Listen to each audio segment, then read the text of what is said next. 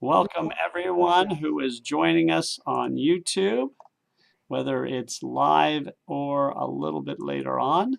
So good to be back with our class here today as we got Ron and Alan and Noel and Michael and whoever's watching on YouTube. Yeah, And the rabbi, the Flossies just called. They can't get on, so they're coming over here. they can't get So on because they don't have the right link or because, I sent them the link that we got okay, from just their Jennifer. computer's not working. Okay, cool. Yeah. We'll start. So what we're going to do first, we talked about talking about Jews in certain cities this week. We're going to go, though, it was requested that we talk a little bit about what's going on in Israel because obviously we knew what was coming. It happened.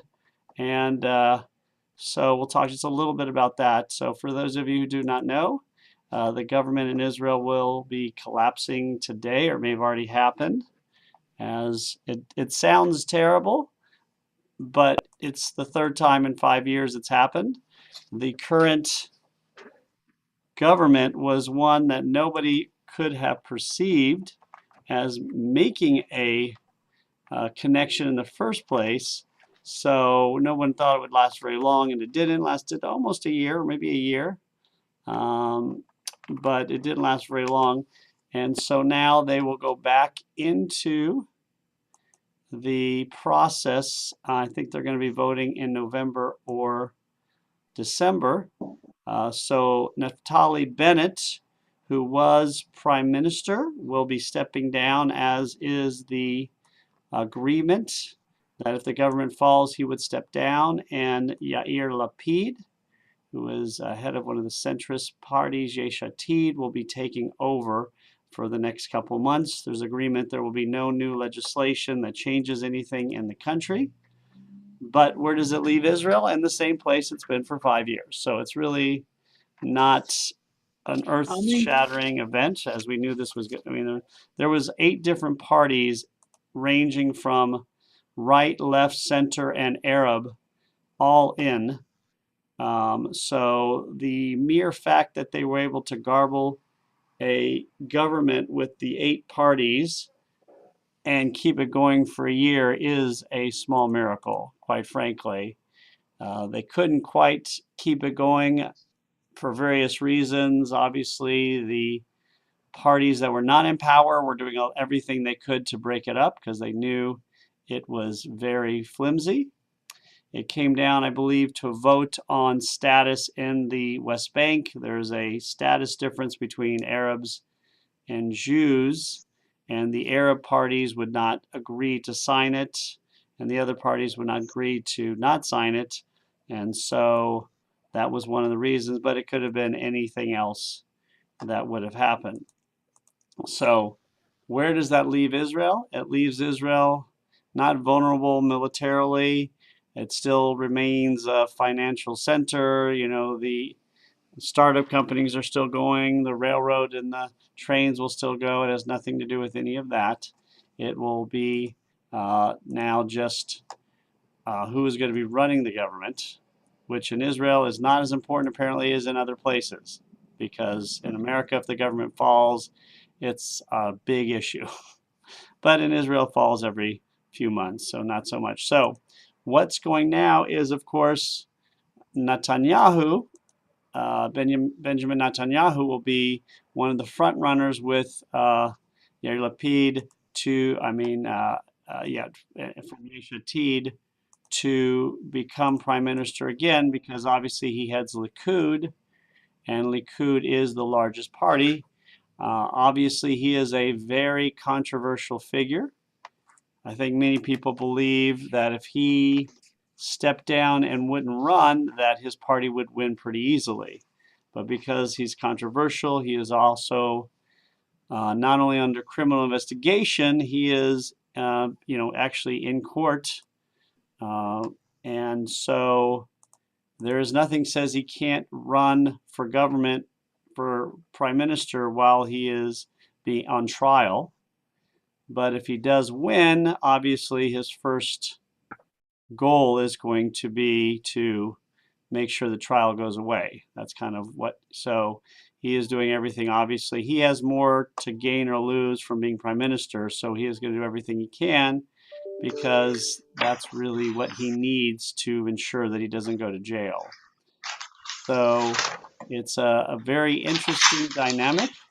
Again, last time the coalition was created, again in Israel, there's 120 seats in the Knesset. That means you have to have 61 seats for your government. If your party gets only 20 seats, that means you need to find 40 more seats.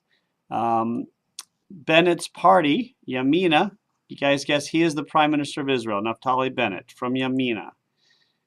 Can you guess how many seats Yamina got in the last election? Remember, you need 61 to win. His party got 7. So his party got 7 seats total, and through negotiations, he ended up being the Prime Minister of Israel.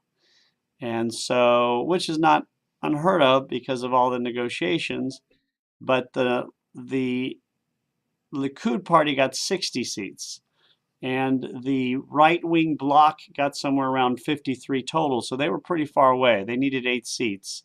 Because of Netanyahu's issues with certain other right leaders, they defected, and that's why he was not elected. Namely, so who's going to win the next election? Nobody knows. Nobody thought there would be a government last year when these 8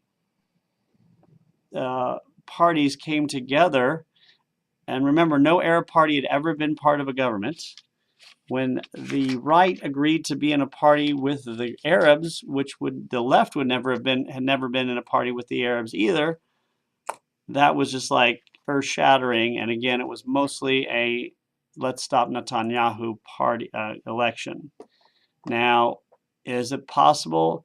I don't know, but I'll put up the numbers for parties on the screen from Wikipedia.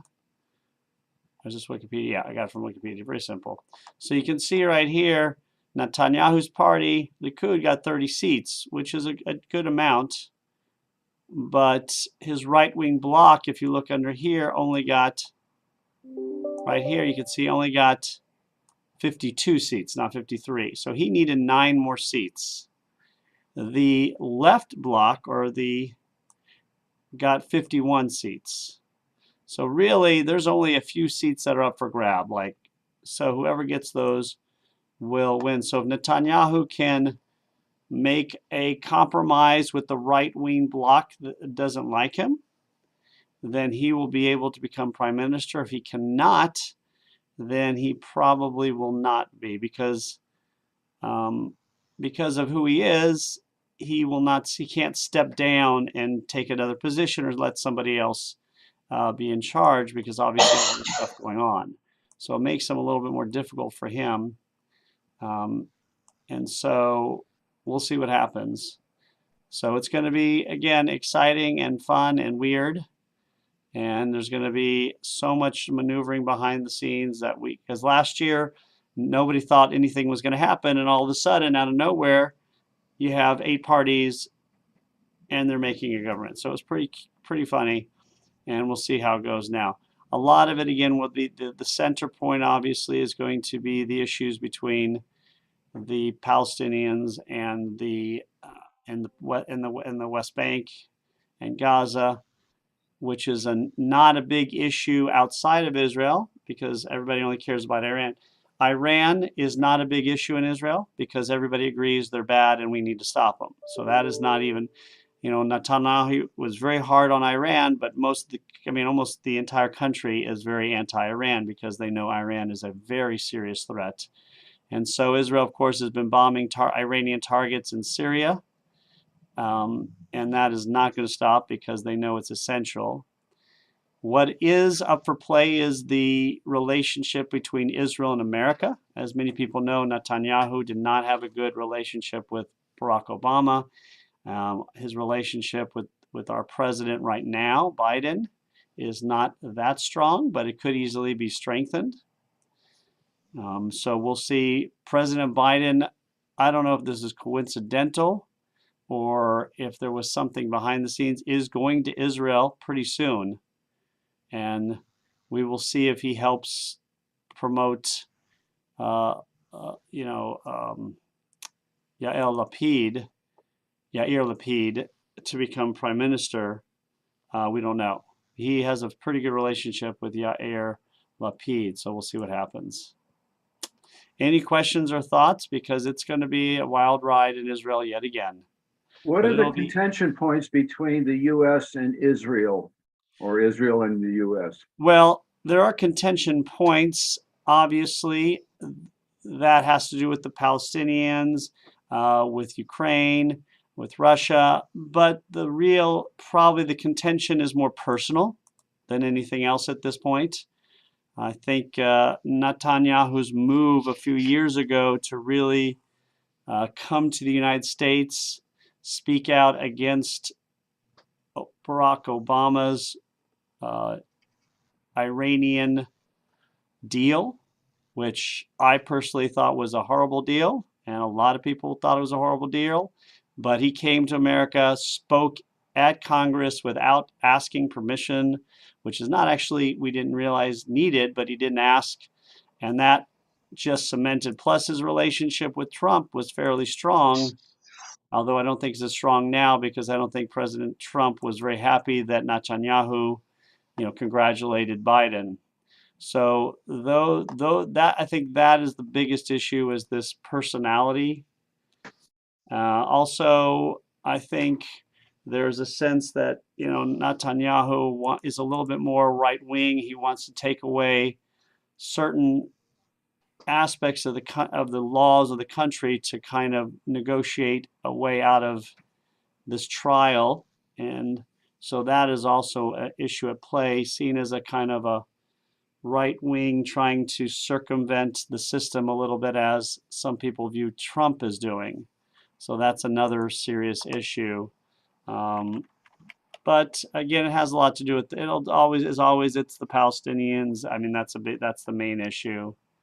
But there's more. But Israel and America, for the most part, get along really well because they're aligned.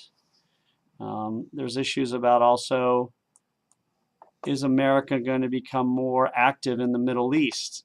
In the last, really probably under Obama, America has been a lot less Middle East centered. We don't have the military there. We don't have the obviously we do of course in certain places like Saudi Arabia, but Israel is not seen as taking. I mean, America is a strong leadership role in what's going on in the Middle East as much as it did before. So, which in some ways has been great and in some ways has been difficult. What ways has it been great? In many respects, it has strengthened the relationship between Saudi Arabia and Israel, because as America kind of stepped back, Saudi Arabia saw that they really needed an ally to fight Iran, and that ally is, of course, Israel. So now, funny enough, we're planning a trip. We're probably going to go with the Federation out of Atlanta next year. And where's one of the places you can go, after the Israel trip? Where else can you go? Well, United Arab Emirates. So, the Federation trip from Savannah and Atlanta is inviting people to go to the United Arab Emirates. How many people would have thought that 4 years ago?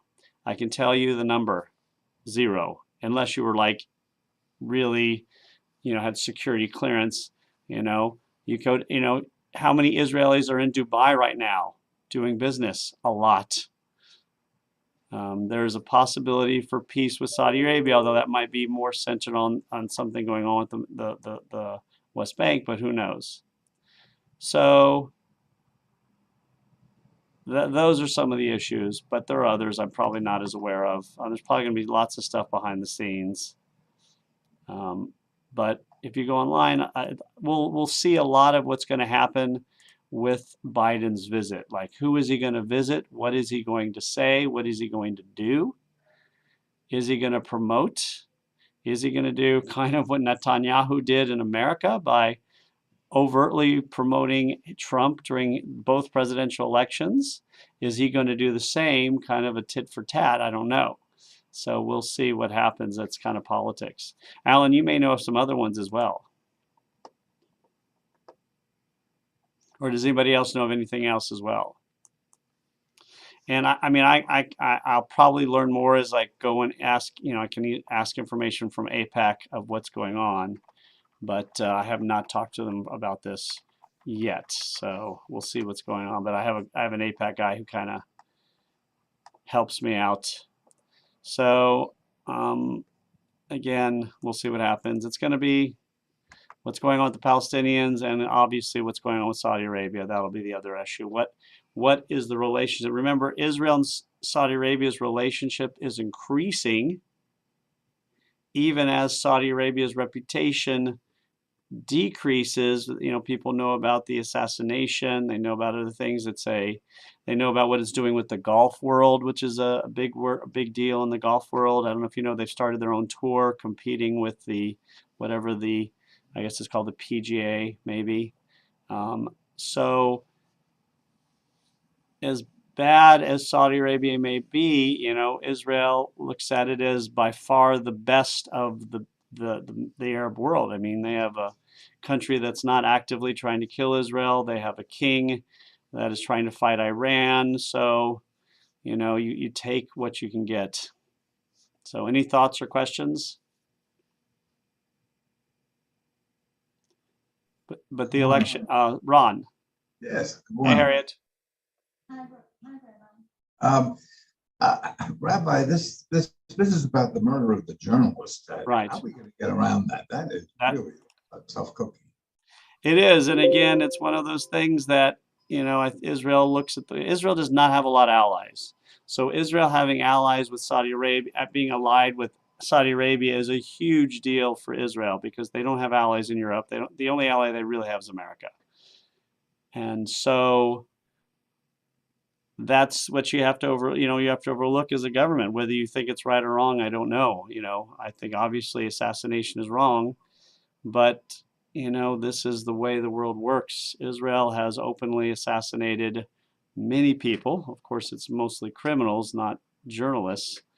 But, aligning yourself with a power like this, you got to think of what America does. America is aligned with Saudi Arabia. America is aligned with Egypt, with all the North African countries. America is aligned with a lot of countries that have done a lot of bad things, and America has done a lot of assassinations as well. They just don't always get caught. So, I mean, that's the issue right now. Is it was a very overt assassination. But if you think about Russia, how many people has Putin assassinated over the years? How many? So I think behind closed doors, it may not be big a deal, unfortunately, but I'm not so sure. I'm not saying it's the right thing to do. I'm just saying from Israel's perspective, an alliance with Saudi Arabia, United Arab Emirates is a real coup. Israel outside the country is doing better right now than it has done in years. The Europeans are very centered on the Ukrainian war. And because of the Ukrainian war, of course, Russia's not going to be exporting gas and oil in what it did before. So now Israel's deal with Egypt to send gas to Europe is huge, huge. Financially, it'll be nice. I mean, it's going to bring in hundreds of millions of dollars or whatever, which is nice, but for a government is not as essential as the relationships. Israel could never send gas to Europe. For one, they would never do it in competition with Russia because their relationship with Russia was very balanced and very nuanced, so they could never do that. They didn't have access to it because they would have had to do it through another entity, which they now have agreement with Egypt. So it's a win-win for Israel as long as Russia doesn't attack them. And obviously, Russia is not in a position to attack anybody right now. So this could create business relationships between Israel and Europe, which is something publicized ones. So this could be a real coup for Israel. But of course, the internal situation with the Palestinians is a very, and I've said this before, and I'm sorry for going to, in America, in Europe, the Israeli, well, before the Ukrainian war, obviously, the Israeli-Palestinian issue was paramount. That is the major issue in the Middle East. Israel and the Palestinians. That's the major issue in America, Canada, and Europe. In the Middle East, that is not an issue at all. Outside of Israel and the Middle East, they could care less. Nobody cares about that issue anymore because the only issue in the Middle East that anyone cares about is Iran. Iran is the only issue. It's number one on everybody's list because Iran is a very dangerous country trying to take over the Middle East. It's taken over a large portion, and those people not aligned with Iran are really scared. And that is Saudi Arabia, United Arab Emirates, Jordan, and Egypt. Those are the central countries. And so, whereas before when these countries were alienated from Israel, they would always use the Palestinians as a way to injure Israel. Israel's the worst country in the world. Look what they're doing in the Palestinians. But in reality, they could care less about the Palestinians. It was not really a big issue, except for they made it as an excuse to insult Israel. That was the excuse. Israel's a horrible country, genocide, comparing it to South Africa during apartheid, all these ridiculous things that were not true, but that's what they said about Israel. And that it really bolstered the Palestinian position because the Palestinians had Europe supporting them, they had the certain aspects of America, they had the whole Middle East, and so they used Israel as an excuse, claiming Israel was the worst country on earth. What has changed is Saudi Arabia, the United Arab Emirates, Jordan, Egypt, all these Sunni countries now are allying themselves with Israel against the Shiite Iran. So what has changed is whereas they used to say Israel's the worst country because of what they do to the Palestinians, now they're not saying that anymore because they want to align with Israel. Israel's military is essential to the stability of the Middle East. Israel wasn't there, who knows what would happen. And so when the Palestinians are saying, look, Saudi Arabia, all the Middle East hates Israel, the whole world hates Israel, Saudi Arabia is now saying to the Palestinians, just keep quiet. We just don't say anything. We're not talking about you. Go into the corner. It's the let the adults talk. You guys go over there. And so the Palestinians are in a very difficult situation. If you do want a two-state solution, which many people do, the Palestinians are in a very difficult situation because they don't have the support they had before.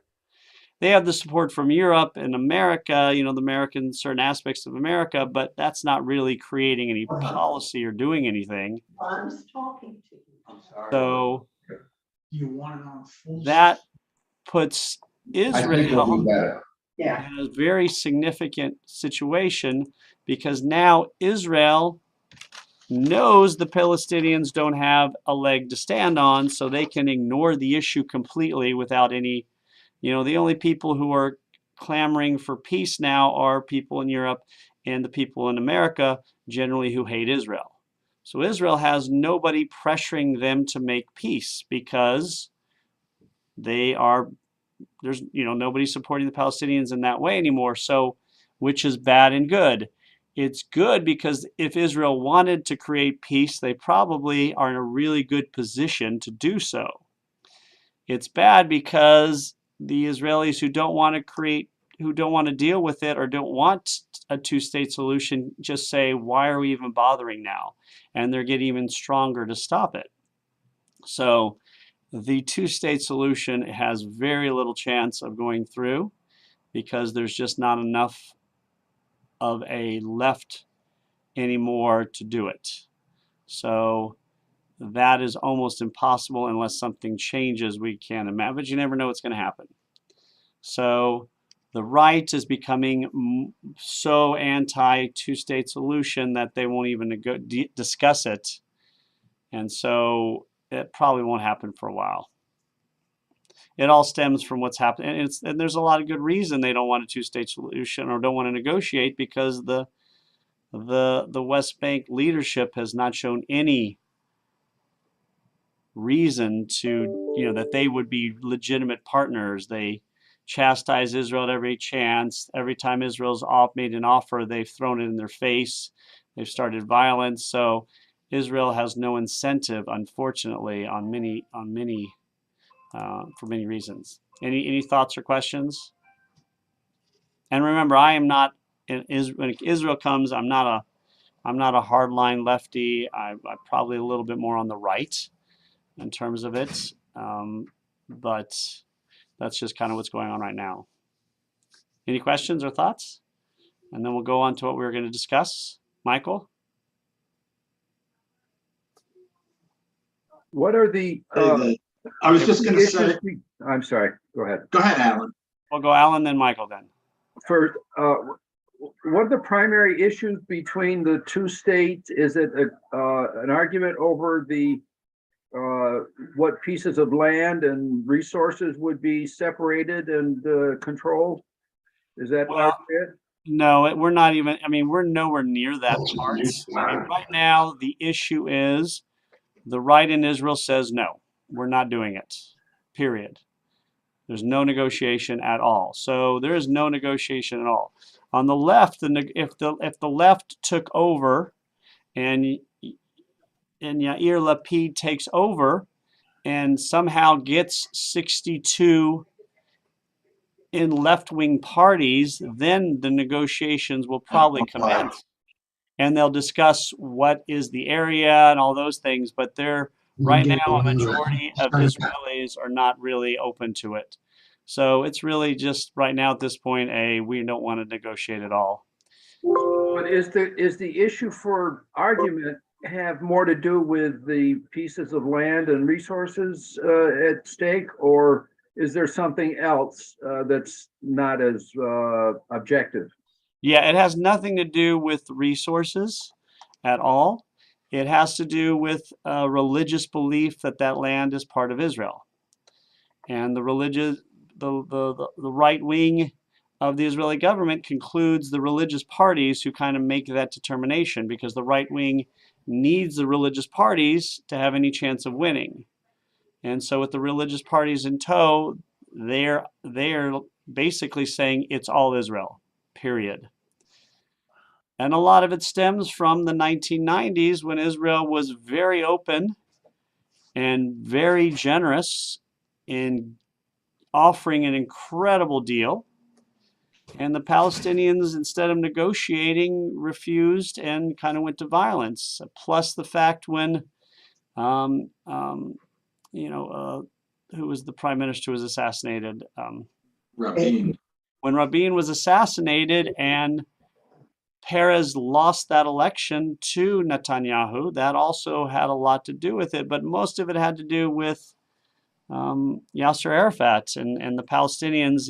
Israel offered 97% of the West Bank and basically almost autonomy in Jerusalem, although Israel would be controlling Jerusalem.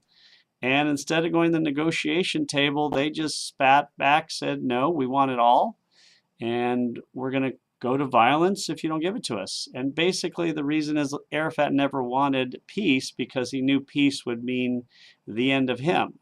So his power was dependent upon war. Michael? Well, I was just going to make a comment about something you said at the very beginning about, the number of governments that Israel has had lately. And it's really not, buttress your comment, is really not a concern. I mean, Italy has had almost 70 governments since the end of World War II. And of course, France has had multiple governments and government structures since the end of World War II. So even though they can't seem to achieve a working majority, the government is still, compared to a lot of European countries, several European countries, it's still very, very stable. Oh yeah. They passed a budget last year. Everything continues to run. I mean, it's just basically who's going to be in charge of the bureaucracy, and it's going to be, are there going to be negotiations with the Palestinians? Everybody in Israel I mean, not everybody, but the vast majority are supportive of the deals they're making with the UAE and talks with Saudi Arabia. The assassination of the journalist in Israel is a non sequitur. I mean, it's because, Israel needs these relationships. And remember, Israel is a little different than America, that America doesn't officially assassinate people. Israel does. Israel has no qualms. I mean, whether you agree with it or not, Israel has no qualms. They will assassinate people, and part of their their reputation is they don't hide from it. They'll hide when they're doing it, but once it's done, they will say, listen, we did this often. And if they don't say it out loud, they'll make it known. I mean, they've been assassinating some people in the Iranian world. Of course, it's really funny, though, because of Israel's reputation, everybody who dies in Iran was assassinated. So every time somebody dies of a heart attack who's in the government, or somebody, has an accident, they say Israel assassinated them. So I think Israel relishes that reputation because it makes them a threat. So the assassination of the reporter, I mean, they would not sanction probably something like that, because that was not a military. You go after military people, but it's not an issue. Which again, I'm not saying it's good or bad, because obviously I don't think it's a good thing, but I'm just saying kind of what's going on. Ron. No, I don't have any questions. Okay, the other Ron. Yeah, You call me Ron. The Ron, we call him Harriet. Ron, you're still on mute. I'll invite you to unmute. That may help you. Okay, there we are. What exactly is known about Israel's nuclear military capability? Oh, good. I don't know the numbers, but they've had nuclear bombs since the 60s. They do not reveal officially what they have, because they are still not officially a nuclear power. So on the official list of nuclear powers, they are not on it. As to what they have, I think they have something like 50 nuclear weapons attached to missiles, and 49 are aimed at Iran right now. Because, but yeah, I think they had about. Let me see. I don't know. Let me look that up. I don't remember. Yeah, does Israel have? To tell you how often that's asked, it came up automatically. Estimated 90 now, and that they can add another 110 if needed. So what does that put them in comparison to the rest of the world? Let's see here. Who are the other? So it does not, in terms of other countries, Russia has over 6,000. America has over almost 5,500. So beyond those two, nobody else has more than 350. China has 350. So right now, according to the list here, the United Kingdom has 225, France 290, Pakistan 165, India 156, China 350, North Korea 40 to 50, and Israel 90. So as a nuclear power, out of the 8, they're number 7 in terms of nuclear weapons. But again, their threats are much more limited than other places. Their threats, Iran, other Muslim countries for the most part. I don't even know if Pakistan is considered on that list. No. How do you know that information is accurate? And Israel, I don't think they know for sure. I think the others are part of an agreement that tells how much they have. There is a nuclear agreement, but Israel did not sign it. So I think Israel is and I don't think North Korea did too. I think those are estimates. I don't know how they get their estimates. I assume they have people who know stuff. Now you got to remember, Israel is not officially a nuclear power. However, there is no reason to have nuclear bombs unless people know you have them, because they're a deterrent. Except for the two dropped in World War II, that's always been a deterrent, thank goodness.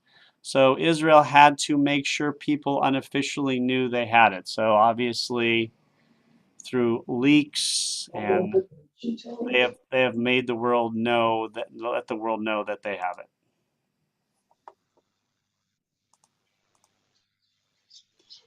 But obviously they do not want Iran to have it. And the reason they were upset, that Netanyahu was so upset with Obama, which again I agreed, is that Obama gave a limited stop to the nuclear, excuse me,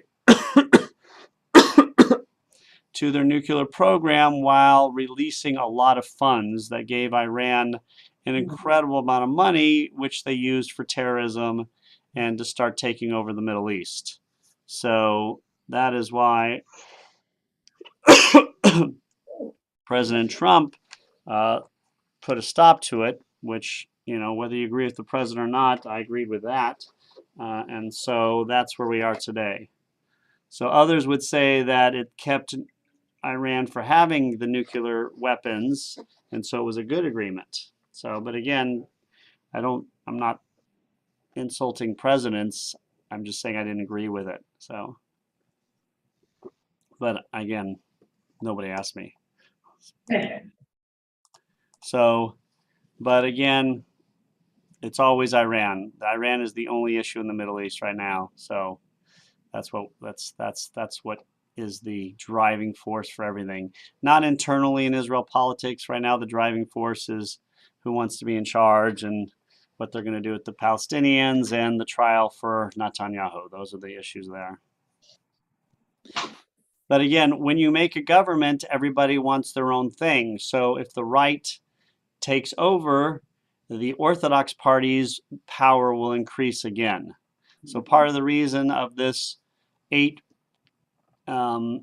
eight-party agreement was mostly because of Netanyahu, but there was some feeling that the religious parties not serving in the military, taking a lot of funds away, the illegalities what they use the money for and how they use it is pretty scary. And so that was, but if Likud takes over, they'll be able to do it. They also control marriage, they control education. So there's a lot of other issues there. The big issue is the future, that the ultra-Orthodox having 10 kids each, their population has gone from 200 to like 12, 15% of the whole country. And in a few years, they will be 20% and then 25% and then 30%. And if they're not paying taxes and not serving the army, and if the government is paying them money and paying them for each kid they have and paying for their schools, that the country will eventually fall financially. Arlene, did you have a question? Did you have a question? All right. So that was what we were going to just talk about a little bit about today. But we'll see what happens. It'll be in the news a lot, obviously. But again, again, the reason we didn't hear this because the Ukrainian war and what's going on in politics in America is taking precedent. But so when there's less going on in the world, we'll hear more about what's going on in Israel. So what we were going to talk about is Jewish life in various places. So I looked up several places in Europe as to Jewish life in England, Sweden, Denmark. It's hard to look up some countries' individual cities. We talked about cities because so we'll just talk a little bit about the Jews of England, which is a really interesting topic. Oh, somebody have a question? it's a very English. It's a very English topic. It's a very interesting topic because our congregation has a part to play in it. Because as we know, the oldest congregation in England in 1733 sponsored the trip that founded our congregation and founded the Jewish community here, Congregation of Israel. So we know a little bit, obviously, about the history of England, about William the Conqueror, Anglo-Saxons, and so there was probably very little Jewish presence in England before Cromwell. There may have, I mean, before William the Conqueror. And so before the 11th century, there is obviously a few little things. There probably were some Jews there. It's the, when it was the far end of the British Empire, but really there's very little that Jews in the not British Empire, and the Roman Empire lived there. Maybe as soldiers or slaves or some traders, but there wasn't like a Jewish community until 1070. That's the first written record of a Jewish community. So if you're wondering, Jews were officially in England from 1070 to 1290, because in 1290 is when the expulsion of Jews from England happens. So we'll talk a little bit about the Jews during that period, and then we'll talk a little bit about, for a few minutes, about why they were invited back. So William the Conqueror, actually during the Norman Conquest, is the person who brought Jews to England. So that is pretty much official record. As we can imagine, it is for the exact same reason brought everywhere else. And that is because they needed money. They needed people who could get money. They needed people who could organize finances, who could trade, who could help with the royal treasury. And of course, not everybody liked England at the time, and the Jews had been in this position for a long I'm sorry? Don't spoil us, Mom. What? Oh, I thought you were asking a question. Sorry. So in England, more than in most places, the Jewish life from 1070 to 1290 was completely dependent upon the king, 100%. So the king dictated complete Jewish policy for that 220 years. So as you can imagine, if the king liked Jews, they did fine. If the king did not, they did poorly. And it was like this in other places, but other places you had other aristocracy involved as well. So it wasn't just dependent upon the king, but really in most cases, the kings were better to the Jews than most because they protected them.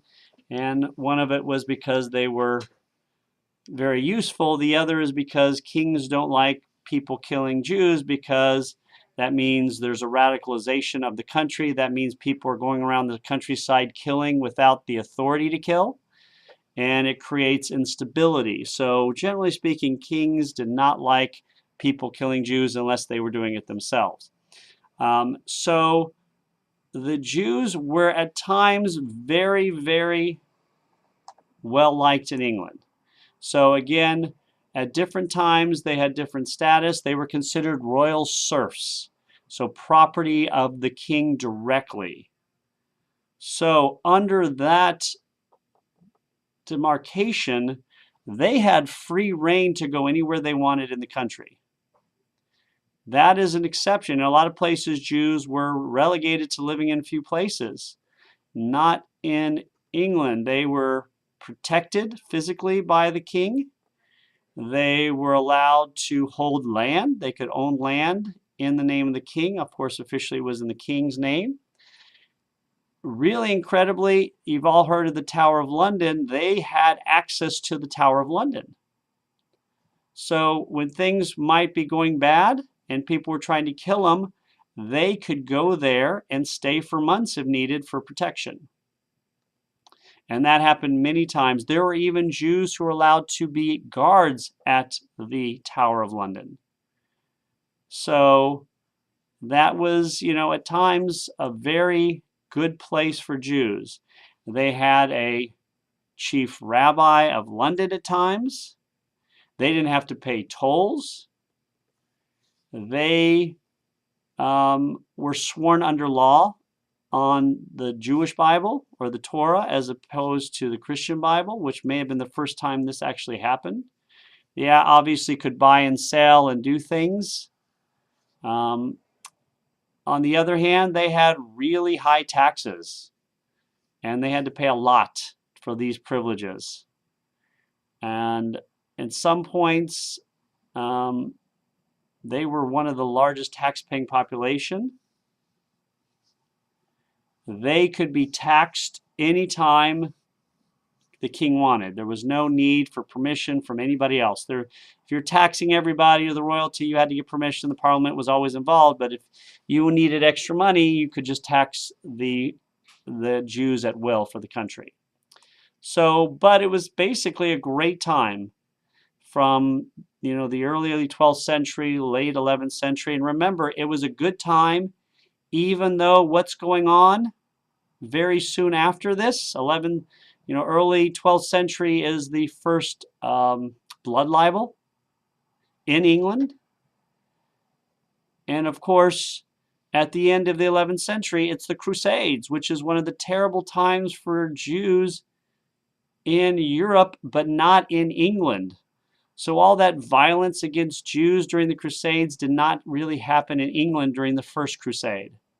So the Jews in England would watch soldiers going to, supposedly go to Jerusalem, but really going into Europe, and those soldiers would be killing Jews in Europe, but not in England. So, so that was really a strange irony. Of course, William the Conqueror really liked the Jewish community. Richard I, really famous, of course, king, really liked the Jews and actually organized them and really established some laws supporting them as well, although he did tax them heavily. So basically, if a Jew died, for instance, the family or whoever didn't get the government went in, got everything they needed, and then the family got it. So, but he made sure Jews were protected. And so it just, again, depended on who was in charge. It also depended on what was going on in the population, because as we know, as the Jews became very prosperous, people became jealous. And as the popes became increasingly anti-Jewish, and as the Jews became wealthier and more protected, then things started to get more and more difficult. So King Stephen was an anti-Jewish. King John, who we know was a very incapable ruler, was one of the ones that really led to the downfall of the Jewish world. He taxed the Jews mercilessly. And so did Henry III, and so did Edward I. So basically, by the time the Jews are kicked out in 1290 under Edward I, under all of this crusading zeal, they were no longer financially prosperous. So one of the reasons they're kicked out is they were no longer taxable also, because they had been taxing them so heavily over the last few decades that they were just not what they were under William the Conqueror, under Richard. There's always that balance. You want to tax people to get money, but you don't want to tax them so much that it makes them unable to pay taxes in the future. That's what a good king does. You tax the population to the point where they will be able to rejuvenate their wealth and pay more in the next years. That's not what King John and Henry and Edward did. They just taxed them until there was nothing left. And so Jews are kicked out in 1290. Obviously, there's still going to be Jews living there secretly. As we know, we would call them conversos. But there were no more there after 1290. So what happened that let Jews come back. And that is, of course, what happens when a new, unconnected leader takes over, which is what happened.